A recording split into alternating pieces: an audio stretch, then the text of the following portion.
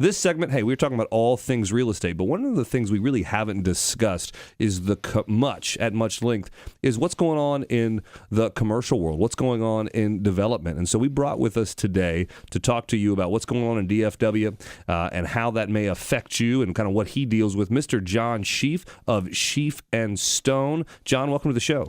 Welcome. Okay, well, thank you. Yes, welcome. You welcome me. That's perfect. So let's talk a little bit about your past real quick. How long have you been in law? So you're an attorney, correct? But you're also a partner in the company, correct? Partner in the firm, right? And so, how long has this firm been around? We started the firm about 25 years ago. In fact, at the end of February, we will be celebrating our 25th anniversary.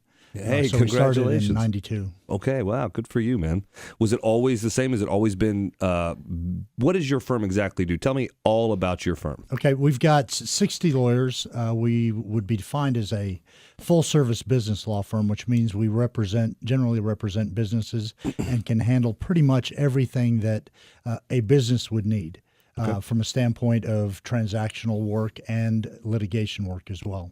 We have 2 offices, one in Dallas. We have 31 attorneys in Dallas and 29 in Frisco. Okay, so and I'm assuming you have some specialists for each field or area of expertise, right? Exactly. Each niche. So then what do you specifically handle? I specifically handle business litigation and construction law. I grew up in the construction industry. My father was in the construction industry, so that's how I got started. Okay, got it. Like, what did you do growing up, man? What was your part of that? I worked through college as a carpenter. In fact, worked on the Los Anatole Hotel when it was built in 1977, Really? 78. What got you to switch to law?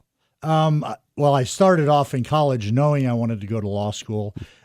Working or having a father in the construction industry made it easy to find a job during Christmas holidays. I would usually finish finals on Thursday and start work Friday morning.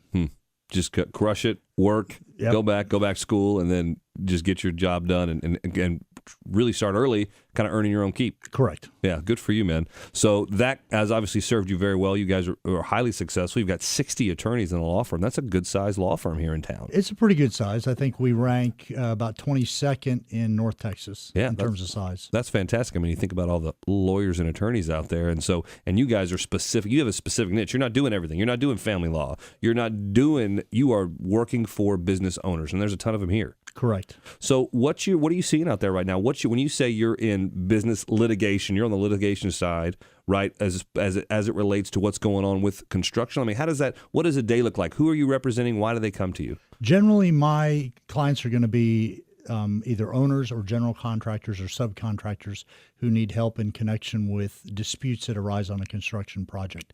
Luckily, right now, because of as busy as construction is, the need for construction litigation is somewhat down. Construction litigation is counter-cyclical to the construction industry. When things start slowing down is when people start fighting about money. Because they're like, hey, I got some time here, and I'm feeling like I'm seeing my coffers empty. I got to get some of this back. Exactly. So, John, how does that typically work? What issues do they typically have? What are they typically fighting to get back? What happens on a project? Well, very often at the end of the project, you'll have there may be subcontractors who don't get paid, or there are cost overruns that the general contractor has incurred that he may want to try and get compensated by the owner. And that'll all depend on whether the contract allows the general contractor to recover those costs.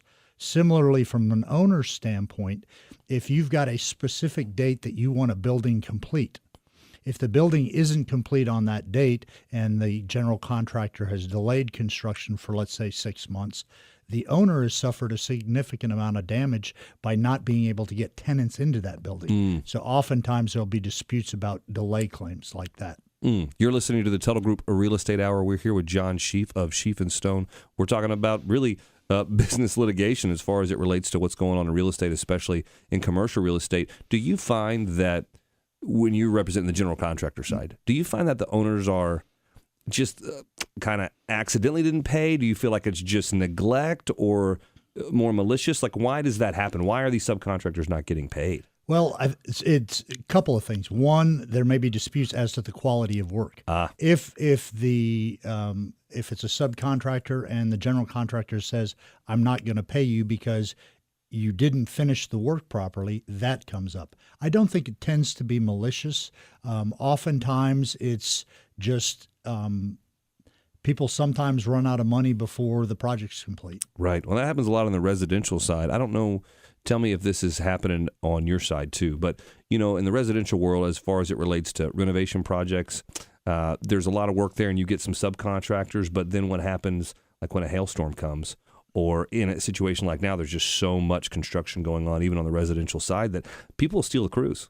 And like there's a lot of, because I know a lot of general contractors on the residential side, and I mean, people are just offering extra money to the subs saying come, and they're walking off job sites, and it's a problem. And there's some storm chasers coming in, and they take some crews too. Do you see that as much on that side? I think right now, with as much as going on with construction, there is a big issue with labor supply in terms of having enough labor to do the work that's currently out there to be done. And so that does happen where somebody will come and take an entire crew, hire away a crew saying we'll pay you X dollars more per day, right, or per hour, and just steal a crew. And all of a sudden then that contractor who's made a commitment to get work done by a specific time is having to go out and find other employees to do the work. Right. And there's no legal action they can take with their subcontractors or the people that steal the crew, I wouldn't imagine. Generally not. Very rarely are you going to have any sort of non-compete in a construction context. I wouldn't think so. I just didn't know if it was a little different on that side. Do you see, and I don't want to get political here, but I'm just curious as it relates to the labor. We're talking about labor supply here. Are you sensing anything from your owners or GCs that with this talk of the wall and the immigration stuff that's going on, that supply may run out even further and that they're wondering what they're going to do, or are they okay? I think they're somewhat concerned is what is going to happen if the labor supply, especially in the construction industry, starts to dry up more. In addition to the immigration issue, you also, as I mentioned, have issues with respect to just the amount of work that is going on out there. Yeah, totally. You're listening to the Tuttle Group Real Estate Hour. We're talking with John Scheef of Scheef and Stone. John, do you... let's talk about the $5 billion mile. Mm-hmm. You're right in the heart of that. Exactly. Our Frisco office is located just in Frisco at Gaylord and the Tollway. The $5 billion mile is a mile stretch just north of us. So currently the estimate is actually up to about $6.5 million on the $5 billion mile. But in addition to that work, to the south of us, we have Legacy West and Toyota going in. So within about 2 miles of our Frisco office, we've probably got close to $11 billion worth of development going on in the next 5 years. So much development, so many jobs. And Invesco, who is part of Legacy West, obviously shops at Legacy too. Some of the genius behind some of these deals and how they work them and can see what's coming and see that they have enough room to really just duplicate and upgrade that exact model on just the other side of the street kind of blows my mind. What's your take on that? I think it's what they say about real estate: location, location, location. And you've got that intersection of 121 and the Tollway. I think if you look back, probably the biggest visionary was Craig Hall back in about 1997 when he built his first building out there. Everybody thought he was crazy. Really? Crazy as a fox. So I didn't know Craig Hall. Well, and so he built. What did he build out there? Do you know? He built a building that is he has an office park called Hall Office Park, located there at just north of 121. He built his first building back in '97. He's now in that complex, broken ground on his 17th building. Jeez, well, he is a visionary out there. Those are the guys too. And it takes some sand. You got to have a little bit of courage and boldness to be out there and stick with your dream when there's nothing around you but grass, fields, and maybe some cows out there. In fact, when they started their first building, they didn't even have a paved road to the building.